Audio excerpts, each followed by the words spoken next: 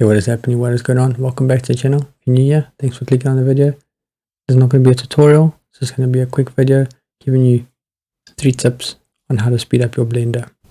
Or basically 3 tips on how to make your Blender more smooth and just to work better in Blender.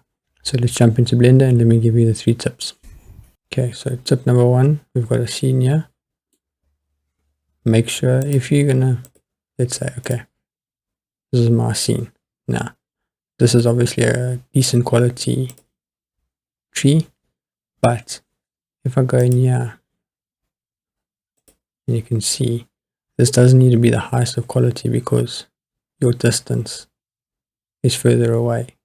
So if you're using trees and stuff with a lot of particles, it can be quite heavy on your computer and your VRAM. So if you're going to render an image like this, you can use a lower poly tree because it's not going to make a big difference. Okay, so that's tip number 1. Tip number 2, if you're going to duplicate, so obviously this is one plane and I've duplicated it 1, 2, 3, 4, like 12 times, 11 times.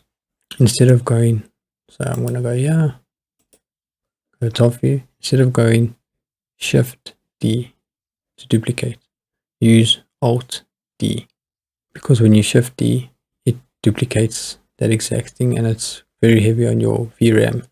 Whereas if you Alt D, it instances and it's less intensive on your VRAM, which will make your computer still as smooth or a lot less unlikely to get like slower and less responsive. So Alt D instead of Shift D.